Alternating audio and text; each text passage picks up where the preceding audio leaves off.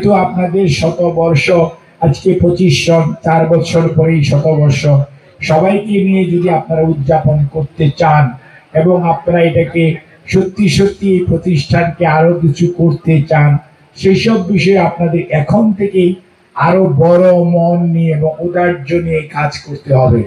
মনে রাখতে হবে এই প্রতিষ্ঠানে যারাই আমরা পড়াশোনা করেছি দেশের যে যেখানে আছে they have got every rights to know each and everything about this institution. So you need to allow them to participate.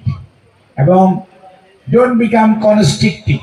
You need to be widen your vision and mission. এটি আমি বললাম এই কারণেই কথাটি ইংরেজিতে বলে ফেলেছি, সেটা হচ্ছে মনটাকে বড় করতে হবে। মনটাকে বড় করতে হবে, সবাইকে সাথে নিতে হবে। মনে রাখতে হবে এই যে আপনারা বলেছেন বাচ্চু আপনাদের নেতা, আমি ভবিষ্যতে কি হব, কিছুই হতে পারবেন না যদি জনগণকে সাথে না নিতে পারেন।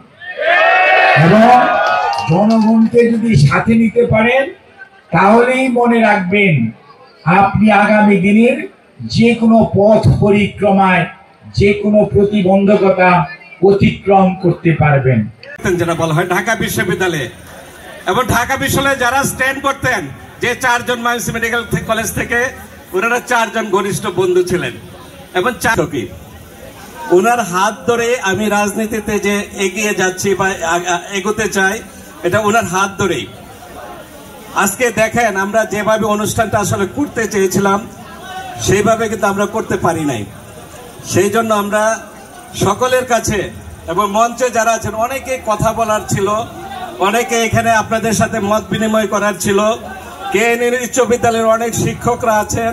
জেলা ছাত্রদল আরো পরিচয় করে দিচ্ছি, শাহাবুদ্দিন বিএসসি কামরুজ্জামান মন্ডল সহ আরো অনেককে পরিচয় করে দিচ্ছি। এরশাদ সরকার যুগ্ম আহ্বায়ক শ্রীপুর উপজেলা যুবদল, সাদ্দাম হোসেন যুগ্ম আহ্বায়ক উপজেলা ছাত্রদল শ্রীপুর। মাহবুব পর্বতমালা দেখিতে গিয়েছি সিন্ধু, দেখা হয় নাই চক্ষু মেলিয়া, ঘর হতে শুধু 2 পা ফেলে। 50টি বছর আগে যিনি এখানে আমি গাজীপুর মহানগরের সন্তান। একটি কথা মনে রাখতে হবে, আমরা 5ই আগস্টের